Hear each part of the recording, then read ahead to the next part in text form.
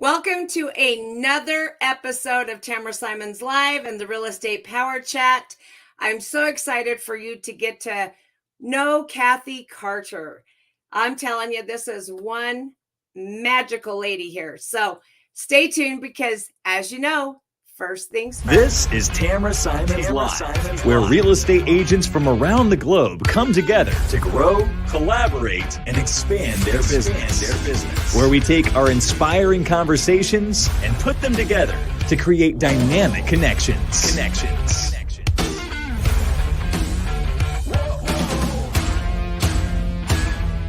This is the Real Estate Power Chat.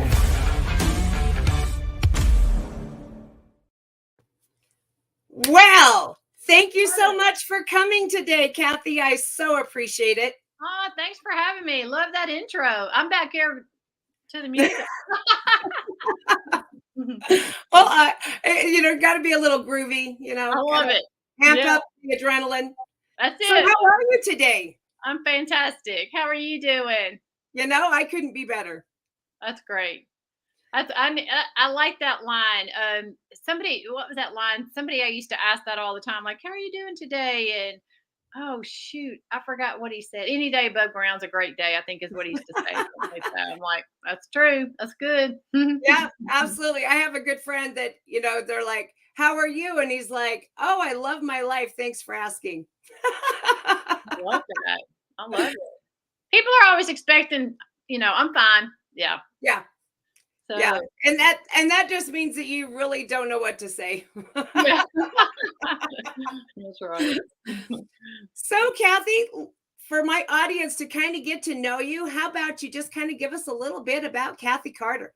Okay, so I'm out in Nashville, Tennessee, and have grown up here. I'm one of the. I feel like I'm not. We're unicorns here, right? There's so many people that have moved in but been doing real estate for 24 years. My husband actually partnered and joined me in about 5 or 6 years into my real estate career. So I got in 99. He came on board in 2005. And then when we went through the fun 2009, 10, 11 years, that wasn't so fun, us being full-time realtors together at that time. But have loved the journey of real estate. And, we have 2 boys that are both grown. They're in their young and mid 30s, and our youngest just got engaged. So neither one of them been married, no grandkids. And last year I was like, okay, we are about to the point where I'm going to be setting up arranged marriages because they weren't. Well, my youngest had just gotten into a serious relationship, but I was like, we're going to have arranged marriages and adopting grandbabies, if y'all don't get on with this program. But anyway, just about 2 weeks ago, our youngest got engaged. So, how exciting. Congrats. I know, we're excited. And just last Thursday, my husband and I celebrated 38 years of marriage. So, yeah. Congrats on that. That's not something you hear of much anymore. Yes. That's true. That's a whole nother conversation we can Absolutely. So how is it working with your husband in real estate? Because I know that not everyone wants to be with their spouse all the time. Yeah, that's a great question. And, I'll say at this point of our career, he's more on the part-time. So we don't work as closely as we once did.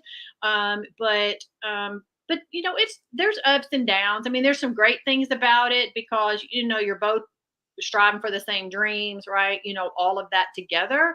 And I was always the rainmaker. He was more the support person, and he liked it that way because he ended up, joining me. Like I said, it was really never a plan that was going to play out that way. I had just gotten so busy. I needed help. And, I was just going to go start building a team in 2005. We ended up started doing that anyway, even after he came on board because we just needed more help.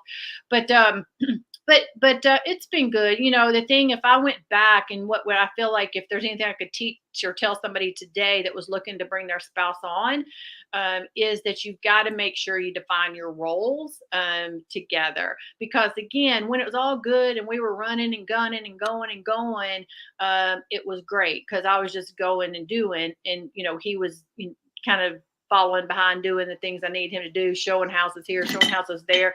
But when the market all came to a screeching halt in 2009, because we hadn't really slowed down enough to set definitions about like, what are we going to do if the market ever turns? That became, honestly, I would say even a struggle in our marriage, working full time together, and then having the real estate just take a complete turn like that. And, we'd been married a long time, even at that point. And, man, we really had to come together through those times in a different way. I would imagine so. Because I remember those days, and my husband doesn't work with me in real estate, but it can take a toll on marriage when all of a sudden, you're used to bringing so much in, and then all of a sudden you're like, who hit the brick wall?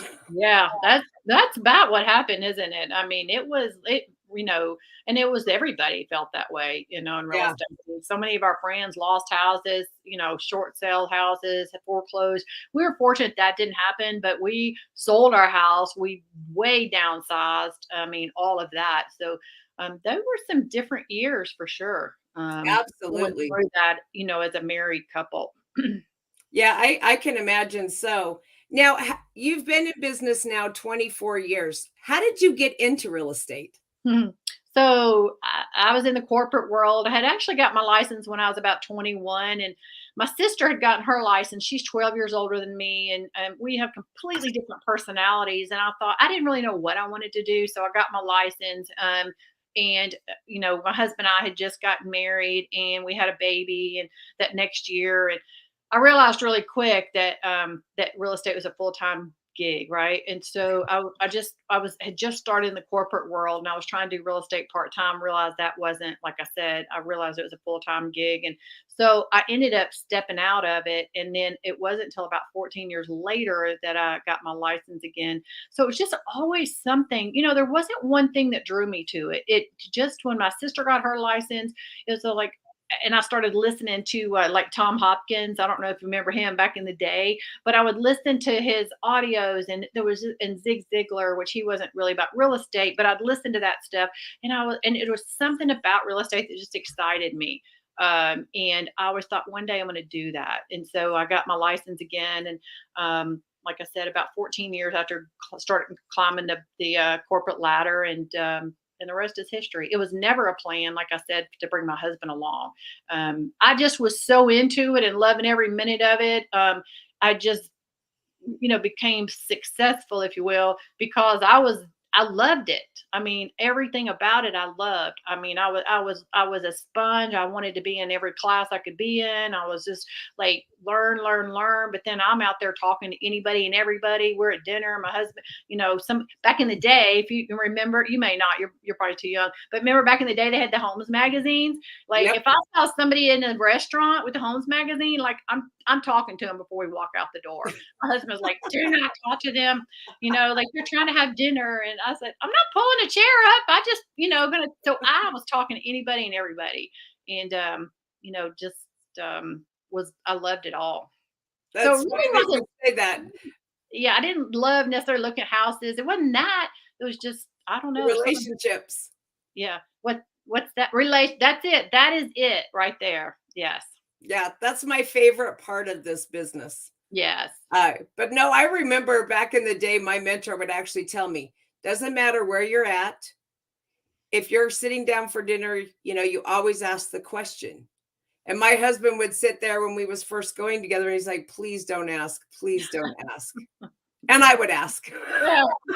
You have to. I mean, it's, when it becomes part of you and it's like who you are. And, I'm sure you felt like I felt, especially after I got a little bit of experience. I'm like, I'm the best realtor for them. Like, why wouldn't I just tell them this is what I do? Right. Like, I mean, I really felt like I could, be the best resource for them, especially people that we knew. But yeah, so it, it's been an awesome career. Wonderful. Now, you even actually became a managing broker at some point, correct? Yeah, so I started Coldwell Banker, then Steve came along, and in about 7 years after being there, I learned about the Keller Williams model and read The Millionaire Real Estate Agent way back in the early 2000s, and moved over there. And about 2 years into being there, I became the managing broker for at one of the Keller Williams offices, and did that for about 3.5 years. That was actually right before the market started shifting. And then when that started shifting, I was like, man, I really need to be focused more on my business, because as a managing broker, you got all the headaches and liability responsibility that came with that, but the salary doesn't follow. You still, we still had to sell. And so after about 3.5 years, I stepped out of that. But yeah, that, I ended up, I think we had at the time we had 110 agents, and that just, I spent most of my days trying to keep us out of court. Is really at the end of the day what I felt like I did. And thankfully, I'll say in those 3.5 years, we never ended up in arbitration, court, any of that. But it was a lot of work. Things happen in transactions, right? Doesn't necessarily mean people are intentionally doing things wrong, but we carry a lot of responsibility what we do as realtors. Oh, definitely. Now, and I'm sure you felt that being a managing broker. I mean, because you get everyone's problems. All of them. That's right. Yeah. Yeah. I mean, for sure. And like I said, I just spent so much time trying to keep us out of, either fighting over, money, right, from arbitration standpoint, or just out of court, from being sued. And so it's a lot of responsibility, when you're a managing broker, because at the end of the day, if your agent does something, and obviously we can't manage every single minute thing that they do, right? And if they do something, now and their client, or maybe on the other side of the deal, the other person's client thinks your agent was in the wrong or did something incorrect, you're now, as the managing broker, you're trying to, again, figure out how to make it right for everybody, right? And this wasn't about me, but one of the agents that I knew who actually owned a Remax franchise, he decided he was done with ownership, and he was the managing broker as well. When he got sued, they got sued because his agent's client, their buyer, couldn't fit their truck into the garage in the house they just bought. And so, I mean, those are some of the, what I would say, ridiculous things that we deal with sometimes. I mean, that was at no fault of anybody's, right? That he didn't measure the garage or say, hey, I've got a huge truck, I might ought to measure before I buy a house, right? But after the deal, he couldn't get his truck in and he sued him. But those are some of the things, as a managing broker that you might end up dealing with. Yeah, absolutely. As crazy as it may sound, I mean, I've heard and seen a lot of crazy things go across the desk of the brokers that I've been with, and I think there was a time when I wanted to be a broker, and then that changed, and now I just, I'm not that, and I'm perfectly happy not to be the broker. Yeah. How about you? 100%. I am happy not being the broker. I mean, especially with EXP and the model that we have here, and are able to do, it really allows me to do when you're in real estate and you think about, I was having this conversation with somebody today, the progression of real estate. Many years ago, I read the book, Rich Dad, Poor Dad, and in the cash flow quadrant. And, in that book, Robert Kiyosaki talks about running a business. And after I read that book, this was many, many years ago, I thought, how do realtors truly run a business? Because the way he described it is, you're leveraged, you have systems in place. It's not about you being there all the time, right? He's like, if you can't leave your business for a year or more without the wheels falling off the bus, then really you're just self-employed and you own a job. And I was like, that's me. Like, all these years I thought I was a business owner, but I could not leave. I wasn't leveraged and what have you. And so when I went into the broker role, I thought, okay, this is one way that I can start building some leverage. But then again, all the liability and the responsibility and the headaches all came along with that, right? And so And then I started looking at my husband, Steve, and I we looked at actually opening a Remax franchise back in 2007, because I'm like, this whole idea of building a business has always just been on my mind, in real estate, because agents don't ever usually have exit strategies. I'm like, heck, they don't even save for taxes every year, let alone thinking about exit strategies. And so, again, the progression after years of being in the business, it's like, okay, we had the traditional team, became a revolving door, 2 years into it. They're like, hey, thanks for pouring into me. I don't quote unquote need you anymore. And they go off on their own. Right. So then I'm like, okay, well, the next thing is let's open a brokerage. But then when we really started looking at the cost of that and everything that went along with that, thankfully we didn't do that, because it wasn't, but a year or two later that the bottom fell out of it. But that's just something that, had always just played in my mind, even when I was the managing broker. It was like, we've got to figure out how to get full leverage here. Oh, absolutely. Now, is that something that drew you, into taking the leap of faith and joining EXP? Yeah, for sure. Yeah, for sure. I said, when I saw the model, it was 3,200 agents. This was 5 years ago. It was I'd never heard of the company, but when I saw the model, I think because I'd always searched for a model, like I didn't know what I was searching for, but when I saw it, I was like, man, if this works, this is going to really liberate a lot of realtors, and it's going to really allow us to truly build that business that I've been seeking to do without all the liability and headache and responsibilities and everything that go along with it. And I said, what's the worst thing that can happen? We make a move. I didn't know if the company was going to even survive, because it was 3,200 agents. Like I said, worst thing that can happen, we go pour into everything we have for a year. And if it doesn't work out, we'll just go back where we came from. Right. So obviously 5 years later, at the level that the company is at now, at 84,000 agents we just passed, obviously it survived, and we never left. And it's more than exceeded the expectations that I had 5 years ago. That's wonderful. Now, how many agents have you been able to help since you've been with EXP? So we actually have been able to, because it allows us to expand the boundaries, right? When we were looking to build that Remax, we would have been kind of, we would have to stay in the backyard of Nashville, which is where I'm at in Tennessee. But because the model that we're part of with EXP, it allows us to expand our borders all over the United States, as well as, 21 different countries that we're in, 22 now, because I think we just opened Chile. But we've got, now we have been able to partner and work with and help a little over 1,600 agents. That's fabulous. Yeah. Yeah. I mean, that's one of the things that, the whole being able to lift up agents in this business is one of the things that I thrive on. Yeah. The whole collaboration. And I'm fortunate enough, I get to meet, wonderful agents such as yourself.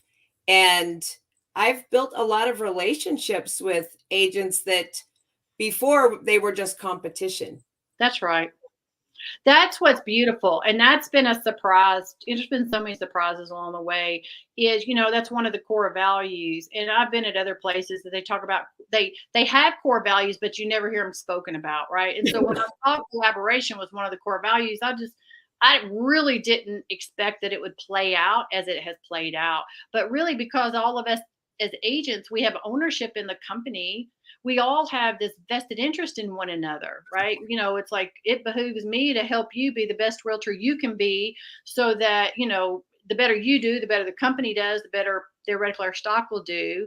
And this created this collaboration that I love, that I've never experienced anywhere else like we do here.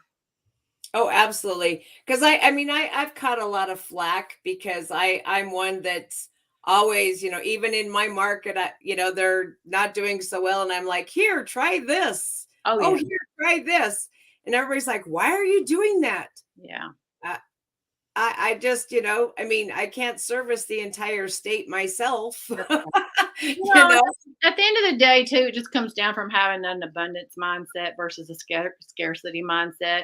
and there's enough for everybody, really. Oh, absolutely. Yeah. And that's the whole thing that, you know, when Glenn Sanford made the decision to build EXP, that's one of the things, he really nailed. He really nailed 100%. that was, getting agents together, collaborating instead of competing against one another. Yeah. He did nail that. And, I think it is done is I think the culture with that internally it is what it is because he leads with that. Like Mhm. everything I ever hear the man talk about is about how are we going to help our agents do better and be better? How are we going to help our agents want to help the other agents by giving them a hand up, not stepping on their head? And so not only did he nail it, I feel like he lives, eats, and breathes it. And Mhm. so it's not just words. It's like a true Absolutely. culture that is from him down. Absolutely. And you feel that. I mean, you Yeah. honestly feel that with the people that you meet inside this company. Yes. Everyone's willing to reach down the ladder and lift, and help you up. I mean, they want to see you succeed because everyone succeeds if they help one agent succeed. I mean, it's just, it just makes sense. Yeah. Yeah, exactly. you Yeah. know, but I think you have to reach that point in time where it makes sense. Yeah. Now, had you seen the model before you joined? Mm. No, I'd never even heard of it. And funny enough, it was a new agent that I knew, Sean Sturrock. He reached out to me. He had just gotten his license. He's in Texas, but I knew him and I always respected him and liked him. And he was like, "Hey, Kathy, I know you've been doing real estate a long time, and I just joined real estate. I just partnered with this company, and I respect what you've done in real estate. Will you look at it and just tell me I didn't just go jump into the wrong place?" And he'd already done it at that point. But anyway, when I looked, he just sent me a video about it, and I was like, "Wow, this is amazing! This is amazing." And I thought, if this really does become a company of substance, this is going to change the industry. And it's obviously we've done that. Oh, Like, for I feel like sure. Gary Keller did that when he started Keller Mhm. Williams, right? And there's been no other company that's come along. And, Remax was the one that started it back in the day. And then Gary came along and started Keller Williams. And it was a complete different business model. And, they grew to where they're at today, right? 160, their largest agent count in the world with 160, 170,000 agents. And nobody has come along and, disrupted the Keller Williams world, if you will, until EXP. And now here we are, the fastest growing real estate company in the history of real estate, because when you look at the model, it's just so different than the traditional real estate model. When Gary started Keller Williams back then, it was so different than the traditional, the Coldwell Bankers, the Remaxes, right? All those. And he came along, disrupted it, and now I think that's what EXP is doing for sure, or has Oh, done. definitely. Yeah, Definitely. yeah, It's definitely a disruption for sure. yeah, Now, absolutely. throughout your entire 24 years, congrats on staying in this business that long. Mhm. Thank you.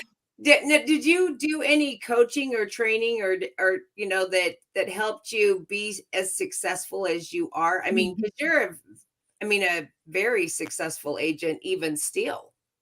Yes, I did. I've always been an advocate about for coaching and training.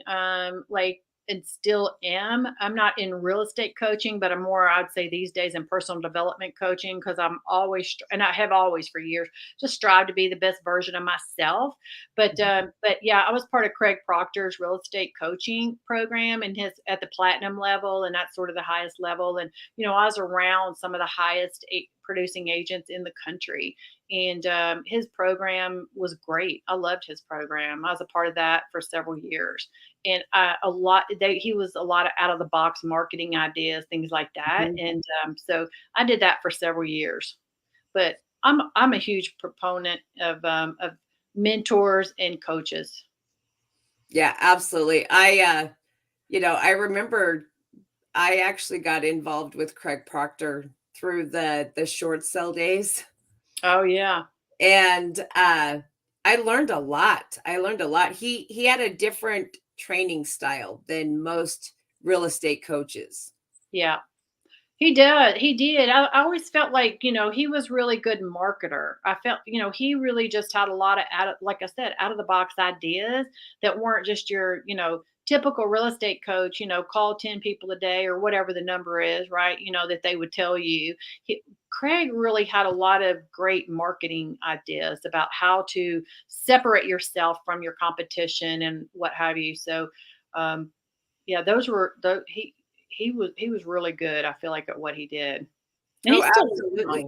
He's still around. Yeah. Well, and I've started to see new ads coming Yeah. up. And it's funny because I'm like, I'm having deja vu moments where No. Yeah, I get them too. They come across my news feed on Facebook. Yeah. yeah, I'm like, oh, I've been here before.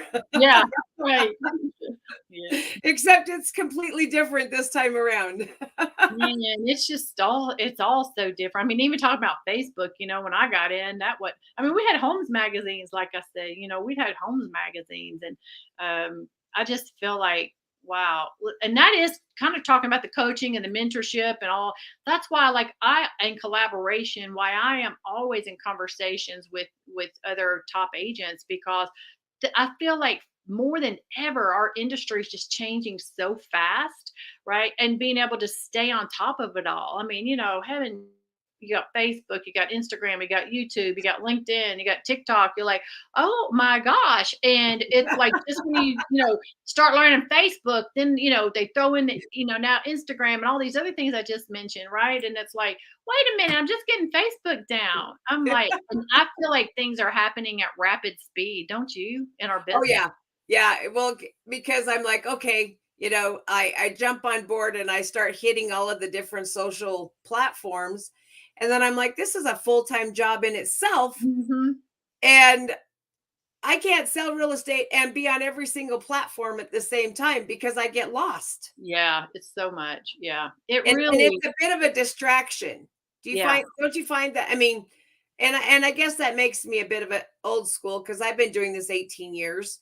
And so I guess that makes me a little old school, but I'm like, I got to do the platforms and I know I got to be out there, but I have to still, stay in business at the same time, Yeah. Yeah. you It know? is a balancing act for sure. Staying out there on social media, doing the things we need to on social media, marketing our properties the way we need to on social media, right? Juggling all of that. And then, I gotta have time in between here to show some houses and all the other stuff that we do. Yeah. Oh, absolutely. Absolutely. Now, how is the market in Tennessee?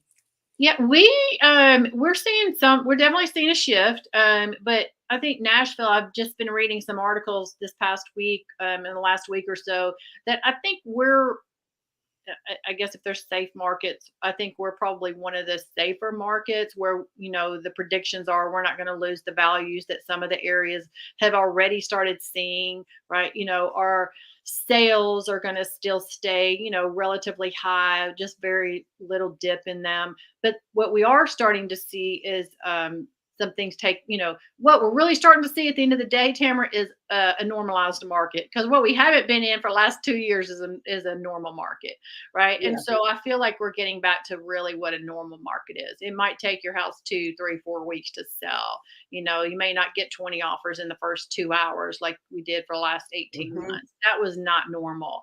And so I feel like here, what's happening is we're just normalizing, which is a good thing. Every single person, every single realtor I has talked to, we're all like just happy that the market has stabilized like it needed to do. Oh, absolutely. I mean, I was praying that we would eventually come back around, as I'm marketing homes at the time that, you know, aren't in the best of shape Yeah. at all. And I mean, I've got 20 and 30 offers in 12 hours of being on the market. Yeah. It was nuts. Yeah. And it was just that race to the finish line because there was, so many buyers and not enough inventory. Yeah. And now we're getting that level of almost to where we've got enough buyers to, and inventory to where it kind of levels itself Yeah. out, which can I just say hallelujah? Yeah. Yeah. I mean, it was hard for these poor buyers. You're right through all that. It was hard. And so yeah, I'm with you. Hallelujah. Yeah. Now it's just having the right conversations with our sellers and That's getting it. them, on board with a normalizing market. Yeah. And I feel like that's getting easier and easier because I feel like here anyway, where we started seeing it, I guess, plateau is around April, right? And Mhm. so I feel like April, May, maybe even into June, the sellers were not seeing it. They were seeing their next door neighbor's house sold, for X price and sold in 24 hours. With multiple offers, and then if sellers were listing their home around that time, that's when I started seeing, okay, we're not getting multiple offers in 24 hours, right? It might take you a couple of weeks, and those conversations for those first few months I felt like were difficult. Now I feel like, now that we've seen it for a few months, Mhm. sellers have finally started understanding, because now their neighbor's house didn't necessarily sell in 2.4 seconds, right? Yeah. And so, now they're kind of catching on, but at least that's how it's been around here. I felt like those real hard conversations to try to help sellers understand was April, May, June time frame. Yeah. Yeah. Well, and we're starting to see, some, market corrections. It's not necessarily price reductions as it Mhm. is, just getting the correction in the market going, okay, this is actually where that home needs to be, Yeah. not necessarily where, it might have been a year ago. Right, or even 6 You know? months ago. Yeah. Yeah, I feel like the price reductions, which we're seeing those all the time, but I feel like those are for the sellers that are not wanting to be, quote, Hmm. unquote, "realistic." They're still thinking 3, 6 months ago, right? Or, 9 months ago. They're still thinking, "Hey, let's just push it." And then, the market is just not where it was. And so we're seeing a lot of price reductions, but it's really the price reductions are brought down to where they should have been to begin with. And Yeah. they just didn't want to necessarily believe that, at the time when they first listed it. Now, how do your numbers look so far for the year? Because I mean, we're just going into that fourth quarter. So, how is your team doing so far this year? Are you talking about the whole EXP team or just Well, the? you and your husband and building, and because you're a team amongst each other. Yeah. So, how is that? How Yeah. is that going this year? So for us, I'd say we're because at this stage in my business and where we are in our business, we're not trying to grow. Really, at this point, all of our business that we work is referral based, right? So it's just Mhm. past clients. We've been in this long enough, and we've been in it long time, and so we're not out there trying to scale and continue to grow. We're just maintaining, and I'd say that's what we're doing this year is maintaining because we've been able to build this whole company, if you will, under the umbrella. It has helped us be able to work a lot with our other agents that are not on the quote unquote traditional team, like with my me and my husband have Right. together. And so our focus isn't so much on growing our personal business, but I want to make sure that the agents that are part of our within our organization under the umbrella of EXP, that they know all the things that we've got going on. Because we've got so much going on, not only as a company, but even within our we're doing a lot of things as well. So I That's feel like to a wonderful. degree, it's just making sure people are in the know about, hey, all these things we've got going on. Different masterminds, different trainings, different things like that we're doing. Yeah, absolutely. Yeah, in fact, you're on a mastermind that's tomorrow that I really want to join in on. Yeah. On the 25, which one is that? The 25, no, not how to sell 25. Are you talking about tomorrow or on which one? Tomorrow, Okay, which one are we? Tuesday. Frida is On the aren't you freedom. on the Freedom Builder? Yeah, yeah, freedom team. Yeah, the Yeah, one where it sell 25 homes a year consistently. Yeah. yeah. Yeah. Yeah, because I think that's such, huge knowledge to share And as a EXP mentor myself, I, love to pass on great information. Yeah, for sure. Yeah. Yeah, that's going to be good. One of our agents, he does that. It's really still 25. We've got him coming in and it's still 25 homes a year on, with a minimal budget, which is even nicer. Like it's not like, hey, you have to go out and spend a lot of money. And so he consistently has sold that year after year after year. With minimal, with a minimal budget. So I love That that. makes it nice. That makes it really nice. Yeah. Because, as if you ask any other marketer out there, when they see a real estate agent, they think they're rich. It's so funny. That's so true. And, I've said, man, how can we educate, how can we really educate the public? Like, that I think thanks to HGTV, everybody thinks, oh, you show 3 houses, drive fancy cars and make a lot of money. And our Yeah. business is so far from really what's portrayed on TV or even what the general public thinks that we do. It's just really so different. I mean, you got to be a marketer, you've got to build a business, you've got to, be able to be there for your clients. There's so many hats that we wear in just starting a business or keeping a business going that is, and I think that what most people don't realize is the average realtor only sells 6 houses a year according to the Yeah. National Association of Realtors, and you can't survive on 6 houses a year because I also think what people don't understand is we're 100% commission. So if we're not closing on homes, we're making no money. And Yeah. even when we're closing on homes, like you're putting a lot of money out. And so, I mean, an agent that's closing 6 homes a year, they're not eating, right? Yeah. And Yeah. that's what the average Well, realtor does. you have to put so much money out. So it's, you're spending a lot of that commission that you're bringing in that, you're not actually taking home to put food on the table or Yeah. to keep a roof over your head. I mean, and that's a lot of things, about our industry that the consumer and the public just doesn't know. They don't understand. Yeah. I mean, it's a true business. It's no different than you or I went out and opened a pizza shop, right? You're starting a business. So not only do you now you got your brick and mortar where we don't necessarily need that, but but now it's like you got to get all the supplies, you got to bring all that in. And then once you've done all that, you've got the store ready to go. Now you got to go figure out how to get the customers through the door. And you got to how do you figure out how to keep them coming, right? And so as a realtor, that's what we're doing. Like nobody's given us buyers or sellers, right? We are opening the doors to a business, and now we've got to market and do all the things that one would do at the pizza store to I keep hitting this pen thing that's right behind me. If you hear, I'm a talker with my hands too. So. I keep hitting it, but yeah, like we're truly, running businesses or starting, businesses when we come into real estate. Oh, And absolutely. even realtors, I don't think I know I did not fully understand what I was getting myself into when I started, right? It's Mhm. unfortunately it's a relatively easy business to get into, but you don't really realize what you're getting into.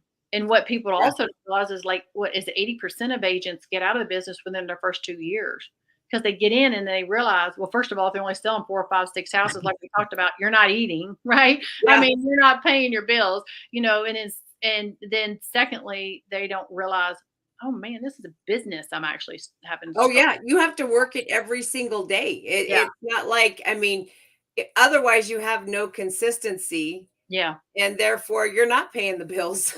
yeah. That's You're right. not eating. You're not, Yeah, you're definitely not a business owner at that point. yeah, that's right. Well, I have absolutely loved having you on here today, and I don't want to take up much more of your time because you're a busy lady. And so, what's 3 tips that you would give new agents out there? 3 tips that I would give new agents. I would say find a mentor, find somebody that has that's performing at the level of business that you want to get to and soak up every single thing you can from that person, like asking, what did you do to get to where you're at? Right. So I think that's for sure. I would get with a mentor. I would become a sponge in the education world. When I got into real estate, every class I could attend with our company, I attended, and every class outside. I think I have literally every designation known to man in the real estate industry because I just wanted to know. I wanted all the information and all the knowledge, not because I felt like I needed to get going, but I wanted to be the best in the field. And so I would, there's so much education that like we have at EXP, and other companies have their own education too. So I'd say plug into that. And the third thing is, I would say that you need to figure out early on two things: how to truly build a business so that one day you can exit the business. Like I would say that you need to start thinking about the end at the beginning of your career, because agents get into this business and they don't think about like paying taxes. That was the second thing I was going to talk about. Make sure you prepare to pay your taxes every year, because so many agents that I hear every year, they're like, man, I didn't put the money aside for my taxes. And then that becomes a stressful liability, right? So pay your taxes every year, take a part of your commission every time you get it, put a percentage away, 20, 25%, whatever you decide, but take that out right off the top. And then simultaneously, it's like again, and this sort of goes back to education, but how do I build a true business to be able to one day walk away from it? Because unfortunately, in our industry, I don't feel like our industry teaches that. And so you've got to seek that knowledge. You've got to seek the mentors. You've got to seek the people that can help you do that. And here at EXP, obviously, we do that. So, I'd say if anything about that component resonates with you, reach out to Tamra or myself and let us show you what that looks like under the EXP model. Absolutely. Well, thank you again. It's so Thank great you for having me. and to just have a nice conversation with you and share your knowledge with my audience. I really appreciate it. Thank you for having me. I appreciate it a lot. Next time I'll have a fancier backdrop. Like I look plain compared to your awesome backdrop there. Well, my backdrop today, I learned that my lights would actually flash. So I I was like, love hey, it. we'll go with some flashing lights today. So No fun. I love it. And those are my colors, like I told you earlier. I love purple and black. Looks good. Thanks so much for having me. I appreciate thank it. you. You enjoy the rest of your day. And everyone, we will see you on the next one.